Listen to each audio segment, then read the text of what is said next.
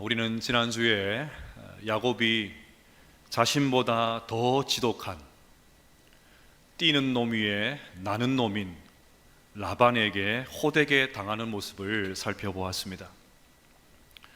못된 야곱에게 먼저 찾아오신 하나님은 그의 행동에 대해서 일절 말하지는 않으셨지만 야곱을 그대로 두지는 않으셨습니다.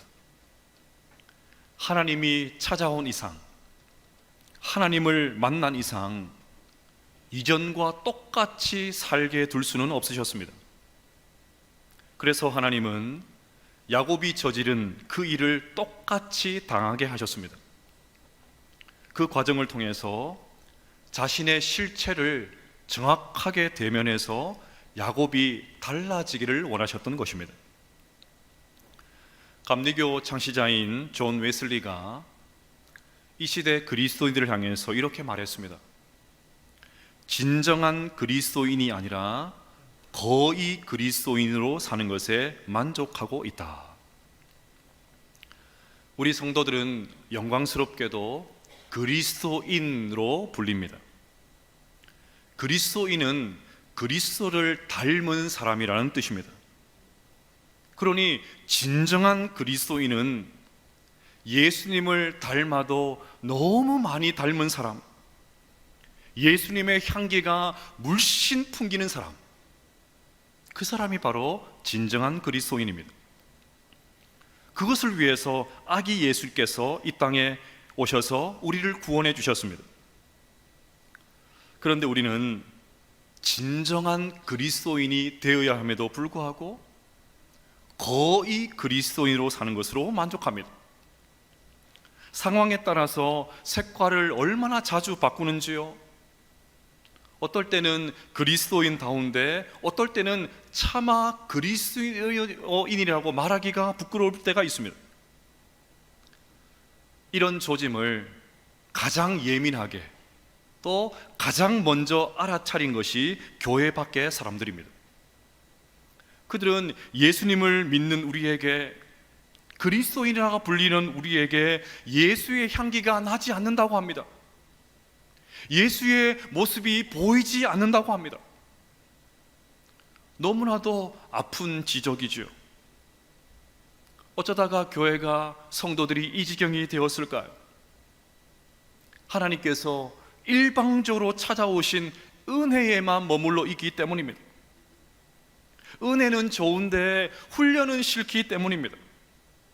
구원은 좋은데 변화는 거부하기 때문입니다. 천국은 좋은데 헌신은 싫기 때문입니다. 여러분, 그리스도인은 주님이 먼저 찾아온 사람인 동시에 주님을 닮기 위해서 분투하는 그런 사람인 줄로 믿습니다. 그러니 여러분, 절대로 구원받는 것만 만족하지 말고 구원 이후의 삶을 고민하시기를 바랍니다.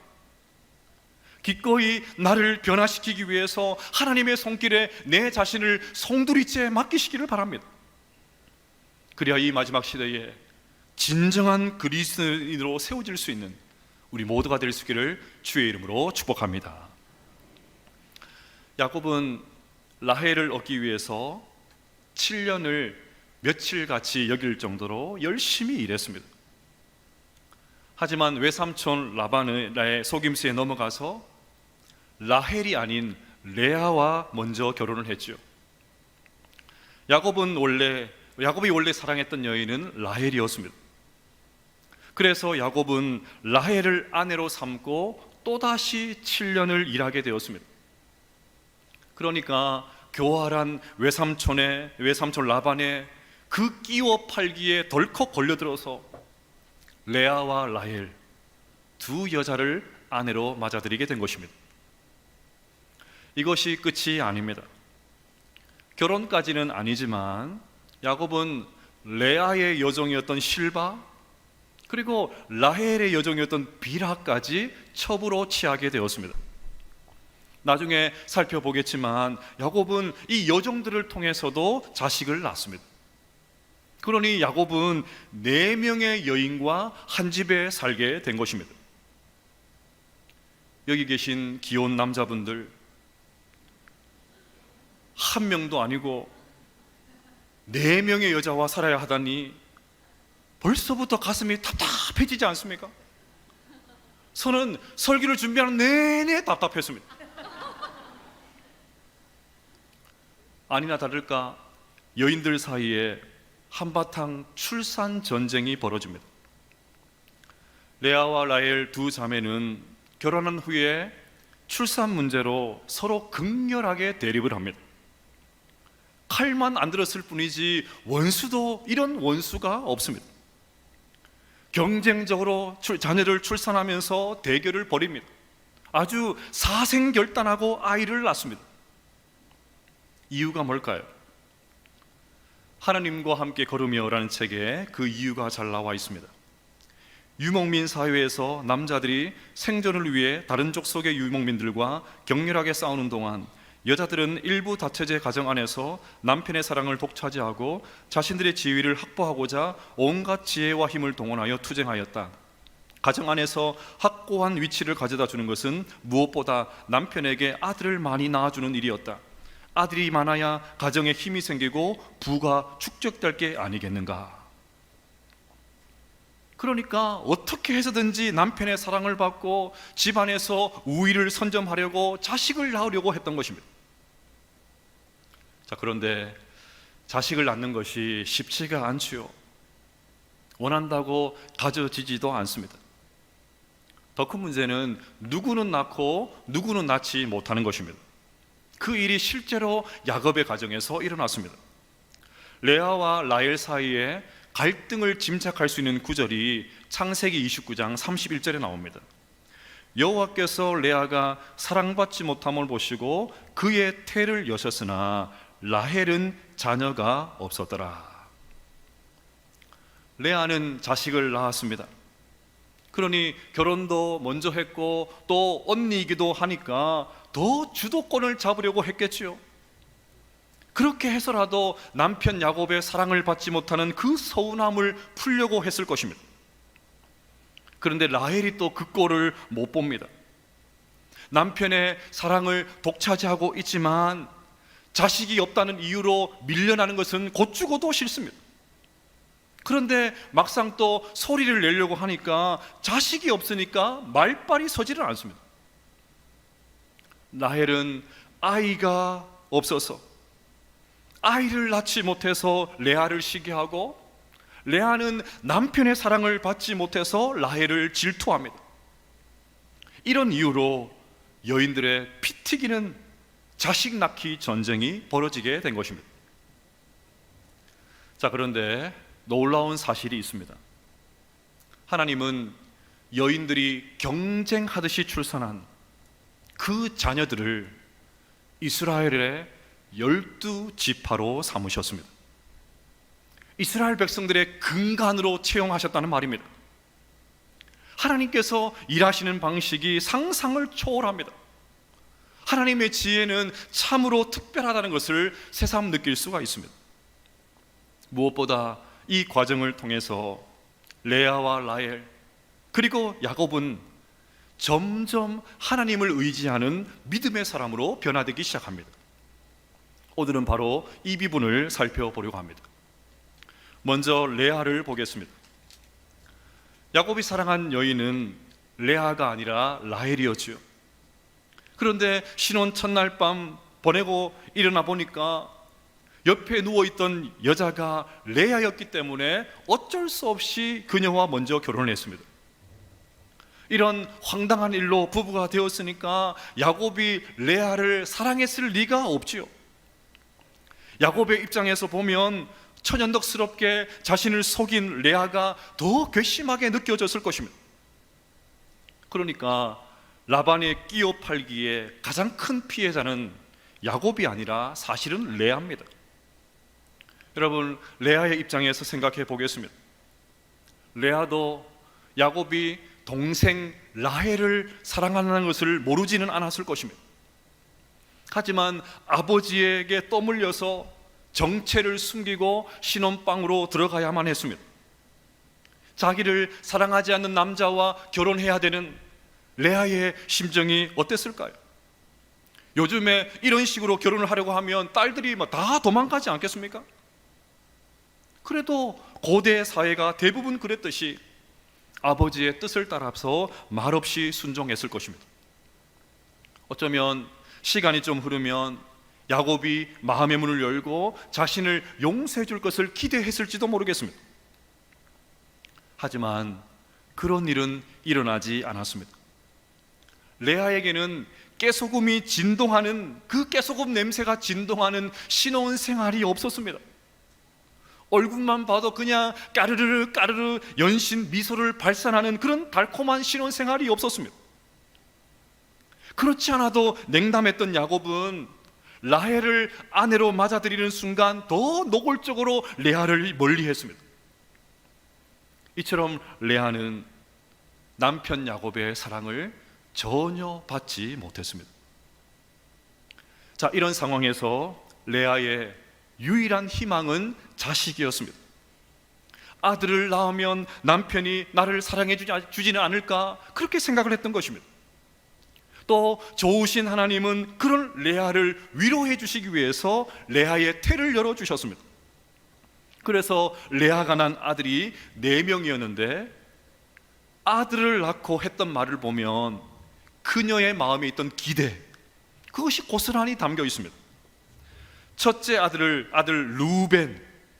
루벤을 낳았습니다.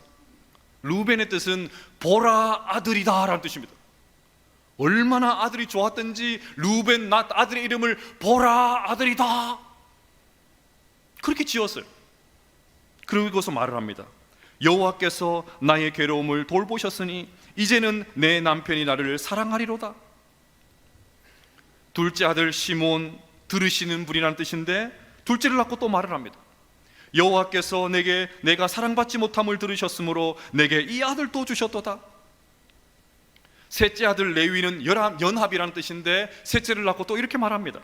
내가 그에게 새 아들을 낳았으니 내 남편이 지금부터 나와 연합하리로다. 넷째 아들 유다는 찬양이라는 뜻인데 넷째를 낳고 말을 합니다. 내가 이제는 여호와를 찬송하리로다.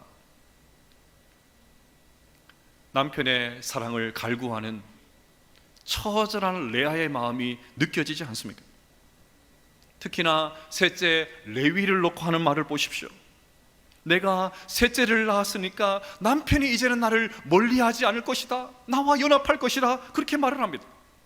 무슨 말입니까? 계속해서 아들을 낳았지만 여전히 레아는 야곱의 사랑을 받지 못하고 있었다는 말이죠. 자, 여기서 질문이 생기는 분들이 계실 것입니다. 레아가 야곱의 사랑을 받지 못하고 했다고 했는데 자식은 어떻게 낳았나 궁금하지 않으십니까? 당시에는 일단 한번 결혼을 하면 한 달에 몇 번은 그 방에 들어가야 되는 의무가 있었다고 합니다. 그러니 야곱이 레아와 잠자리를 한 것은 의무 때문이지 사랑해서 그런 것이 아니었습니다.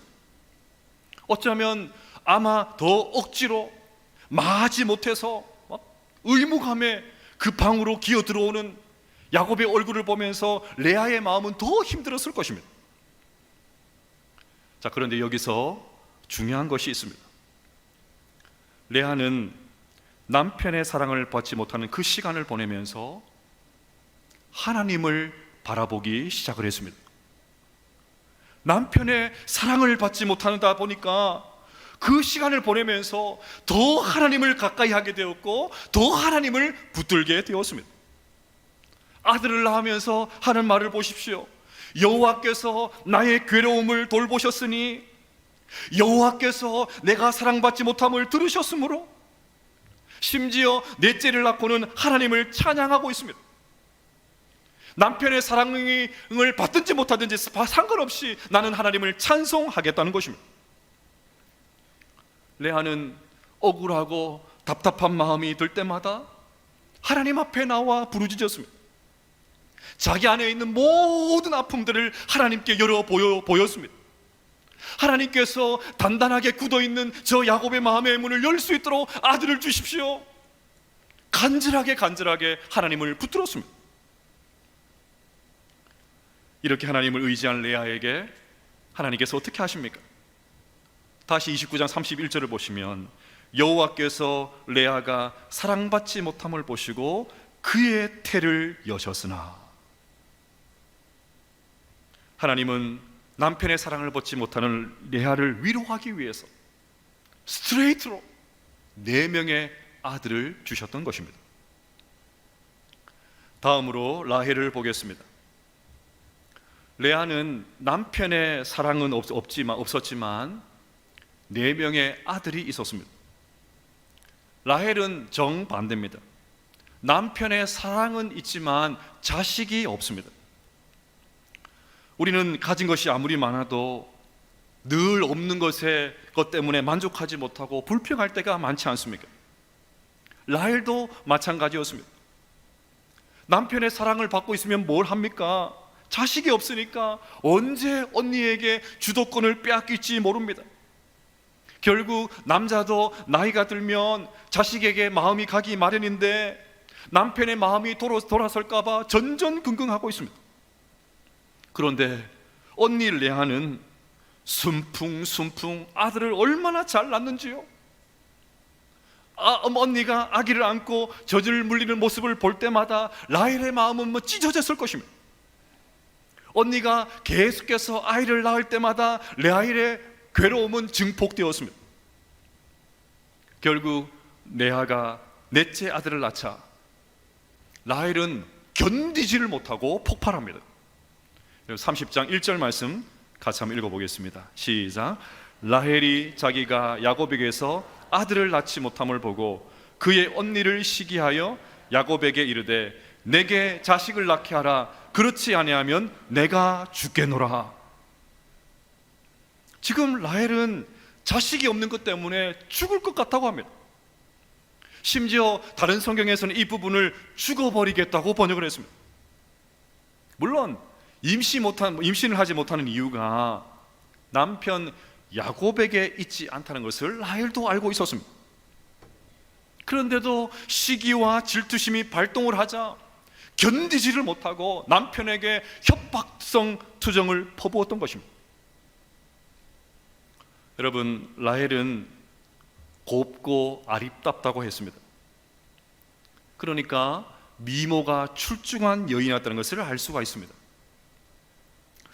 다 그런 건 아닌데 대체로 미모가 좀 있는 여자분들이 콧대가 좀 높지 않습니까? 가만히 보니까 여기서는 그런 마음을 느낄 수 있는 분이 계신지 잘 모르겠어요. 다 그런 건 아닌데 그래도 미모가 있는 분들이 좀 콧대가 높죠. 더욱이 7년 동안 일한 야곱이 자신을 얻는 대가로 또다시 7년을 일하겠다, 그 말을 듣는 순간 라헬의 콧대는 막 하늘 높은 줄 모르고 솟아올랐을 것입니다. 이처럼 라헬은 세상적으로는 다 갖춘 여자입니다. 딱 하나, 아들이 없는 것만 빼고요. 여러분, 우리 하나님은 다 주지 않으십니다. 뭔가 다 결핍이 있습니다. 그 부족함 때문에 자존심을 내려놓고 하나님 앞에 엎드리면 영적으로 팍 성장할 수가 있습니다. 다 결핍들을 가지고 있거든요. 근데 그 결핍들을 가지고 하나님 앞에 엎드리면 그때부터 영적으로 성장하기 시작하는 거예요. 그 지점이 영적인 성장점입니다. 그런데 우리는 얼마나 미련한지 그게 잘 안 됩니다. 다 갖춘 라헬이 자식이 없는 것 때문에 하나님 앞에 무릎을 꿇었다면 얼마나 좋았을까요? 그 알량한 자존심을 내려놓고 겸손하게 하나님을 의지했다면 얼마나 더 좋았겠습니까? 어쩌면 하나님은 그것을 애타게 기다리고 계셨을지도 모릅니다. 하지만 라헬은 그러지를 못합니다. 결국 또 세상적인 방법으로 일을 해결하려고 합니다. 자신이 출산을 하지 못하니까 자기 여종 빌하를 남편에게 주어서 아이를 대신 낳게 하는 것입니다. 대리모였습니다. 근데 여러분, 이상하지요? 라헬은 아무리 애를 써도 안 되는데 종 비라는 또 너무너무 쉽게 낳았습니다. 그것도 2명의 아들을 낳았습니다. 비라가 낳은 2 아들의 이름을 보면 라헬의 마음 상태를 짐작할 수 있습니다. 30장 5절부터 보시면 비라가 임신하여 야곱에게 아들을 낳은지라 라헬이 이르되 하나님이 내 억울함을 푸시려고 내 호소를 들으사 내게 아들을 주셨다 하고 이로 말미암아 그의 이름을 단이라 하였으며 라헬의 시녀 비라가 다시 임신하여 둘째 아들을 야곱에게 낳음에 라헬이 이르되 내가 언니와 크게 경쟁하여 이겼다 하고 그의 이름을 납달리라 하였더라. 보통은 자식들의 이름을 지으면 뭔가 좋은 의미를 담지 않습니까? 근데 여기 나온 이름을 보면 한 여인의 서슬퍼런 한이 그대로 담겨 있습니다. 라헬은 첫째 아들 다의 이름을 단이라고 짓고는 하나님께서 나의 억울함을 풀어주셨다고 하는데, 풀어주기는 뭘 풀어주십니까? 하나님께서 그런 적이 없으십니다. 둘째 아들의 이름을 납달리라 짓고는 언니와의 경쟁에서 이겼다고 합니다. 이기기는 또 뭘 이깁니까? 그냥 액면가로 봐도 4대2 아닙니까? 이긴 게 아닙니다. 저는 이 라헬의 모습이 너무 안쓰럽고 초라해 보이기까지 합니다. 본인도 지고 있다는 것을 압니다. 그래도 끝까지 자존심 때문에 그 말을 못하는 거예요. 그래서 어떻게든지 이겼다고 소리치면서 자기 위안, 자기 체면하면서 이겼다고 그러고 있습니다. 경쟁은 끝이 없습니다. 라헬이 경쟁적으로 나오니까 레아도 똑같이 경쟁적으로 맞받아칩니다. 자신의 여종 실바를 줘서 또 아들을 낳게 합니다. 10절부터 보시면 레아의 시녀 실바가 야곱에게서 아들을 낳음에 레아가 이르되 복되도다 하고 그의 이름을 가시라 하였으며 레아의 시녀 실바가 둘째 아들을 야곱에게 낳음에 레아가 이르되 기쁘도다 모든 딸들이 나를 기쁜 자라 하리로다 하고 그의 이름을 아셀이라 하였더라. 여러분, 그야말로 출산 전쟁이 벌어지고 있습니다. 무슨 자식 낳는 공장도 아니고요. 이렇게 해서 무려 8명의 아들이 태어났습니다. 저는 여기서 야곱이 막 측은하게 느껴졌습니다. 야곱은 4명의 여인들의 틈바구니에서 막 정신을 차리지 못했을 거예요. 그런데 여기서 끝이 아닙니다.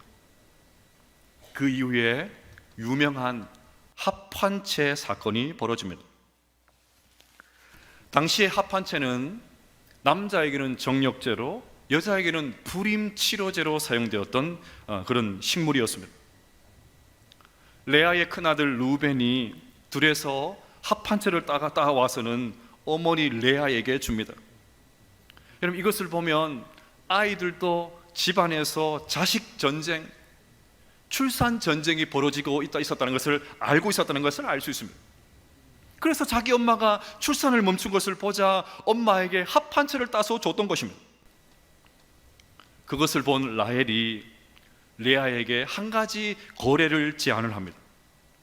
오늘 밤에 남편을 언니에게 보내줄 테니까 합환체를 자기에게 달라는 것입니다. 거래가 성사되었습니다. 그런데 이게 무슨 일입니까? 정작 임신을 한 것은 합환체를 가져간 라헬이 아니라 합환체를 준 레아였습니다. 그 결과로 레아는 아들 이사갈, 스불론, 딸 디나까지 또 출산을 합니다. 그 얘기를 듣고 라헬이 또 얼마나 충격을 받았겠습니까? 자, 그런데 이 과정을 겪으면서 결국 라헬은 인간적인 생각을 내려놓게 됩니다. 인간적인 방법을 동원해서 생명을 얻으려는 그 시도를 딱 중단합니다. 인간의 생명은 오직 하나님께 있다는 것을 깨닫고 겸손하게 하나님 앞에 무릎을 꿇습니다. 그러자 어떤 일이 벌어집니까? 22절 말씀 같이 한번 읽어보겠습니다. 시작. 하나님이 라헬을 생각하신지라 하나님이 그의 소원을 들으시고 그의 태를 여셨으므로. 아멘. 라헬이 잔깨를 내려놓고 기도를 시작하자 창세기의 마지막 부분을 장식하는 요셉을 라헬에게 주셨던 것입니다. 마지막으로 야곱을 보겠습니다. 하루가 멀다 하고 싸우는 두 여자, 아니 정확하게 말하면 네 여자지요. 그 사이에 낀 야곱을 생각해 보십시오. 만나기만 하면 싸워대니까 야곱은 그 사이에서 완전히 바보가 되었을 것입니다. 사실 경쟁이라고 하면 야곱은 일가견이 있는 사람 아닙니까? 그런데도 이 두 아내의 끝나지 않는 출산 경쟁의 그 쓴맛을 야곱이 다 마시고 있습니다. 자기도 어떻게 열심히 하고 있는데 안 되는 거예요. 그런데도 자기 탓을 하는 아내의 이야기를 듣고 뭐라고 이야기합니까? 30장 2절을 보면 야곱이 라헬에게 성을 내어 이르되 그대를 임신하지 못하게 하시는 이는 하나님이시니 내가 하나님을 대신하겠느냐? 야곱이 라헬에게 성을 냈다고 합니다. 그렇습니다. 야곱은 순간 버럭했습니다. 자신도 최선을 다하고 있는데 불임의 화살을 자신에게 돌리니까 화가 났던 거죠. 나도 사랑하는 내 아내 라헬이 임신하지 못하는 것 때문에 마음이 불편한데 아내가 저렇게 나오니까 막 화를 냈던 것입니다. 그런데 아내에게 라헬이 누굽니까? 7년을 수일처럼 여길 정도로 끔찍하게 사랑한 여인 아닙니까? 그런 로맨틱한 야곱이 지금은 버럭 야곱이 되고 말았습니다. 공감은커녕 버럭 화를 내는 야곱을 보면서 라헬은 아마 더 큰 상처를 받았겠죠. 분명 이 행동은 바람직한 모습이 아닙니다. 그런데도 지금 야곱은 자신의 가정에서 일어나는 이 과정들을 통해서 하나님이 누구신지 서서히 깨달아가고 있습니다. 그대를 임신하지 못하게 하시는 이는 하나님이시니 내가 하나님을 대신하겠느냐? 면피용 발언처럼 들릴 수도 있습니다. 자신은 아무런 잘못이 없고 딱히 할 말이 없으니까 하나님 탓으로 돌리는 그런 것으로 볼 수도 있습니다. 하지만 아무리 그래도 내가 하나님을 대신하겠느냐? 이 말은 엄청난 말입니다. 야곱의 입에서 나올 수 있는 그런 말이 아닙니다. 지금까지 야곱의 안중에는 하나님이 없습니다. 뭐든 다 자신이 하려고 했습니다. 자신이 다 할 수 있는 줄로 알았습니다. 실패한 것도 별로 없는 것 같아요. 그런데 라헬의 계속되는 불임을 통해서 생명을 주시는 분은 하나님이시구나, 하나님이 그 일을 하시는구나 서서히 깨닫게 되었던 것입니다. 아마 야곱은 자신의 입에서 하나님에 대한 이런 고백이 나오다니 본인이 가장 많이 놀랐을 거예요. 그렇습니다. 생명의 주인은 하나님이십니다. 생명의 역사는 하나님의 손에 달려 있는 줄로 믿습니다. 오늘 레아와 라헬 그리고 야곱 이 세 사람이 경험한 것은 결국 한 가지로 모아집니다. 하나님은 자식은 많았지만 남편의 사랑을 받지 못하는 레아의 시선을 하나님께로 인도하셨습니다. 남편의 사랑은 받고 있었지만 자식이 없는 라헬의 시선도 하나님께로 돌이키셨습니다. 두 아내의 경쟁의 쓴맛을 다 마신 야곱의 시선도 하나님께로 향하게 하셨습니다. 사랑하는 여러분, 고통은 고통으로 끝나지 않습니다. 결핍은 결핍으로 마치지 않습니다. 고통이 고통으로 끝나고 결핍이 결핍으로 마치는 것처럼 비극적인 것이 없습니다. 그 과정을 통해서 뭔가 변화가 있어야 됩니다. 좌절은 끝이 아니라 시작입니다. 그 과정을 통해서 그 고통과 결핍과 어려움 과정을 통해서 하나님을 볼 수만 있다면, 우리의 시선이 하나님께로 향할 수만 있다면 우리의 결핍을 채우시는 하나님의 은혜로운 손길을 경험하게 될 줄로 믿습니다. 오늘 이 시간 어떤 문제와 아픔 가지고 나오셨습니까?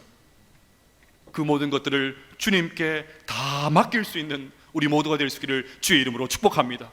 그리하여 좋은 것을 주시는 우리 주님의 은혜로운 손길, 우리의 결핍을 채우시는, 우리의 결핍을 가지고 하나님 앞에 나와 하나님을 붙들 때 하나님께서 채워주시는 그 주님의 좋으신 은혜의 손길을 경험할 수 있는 우리 모든 성도님들 다 되시기를 주님의 이름으로 축복합니다.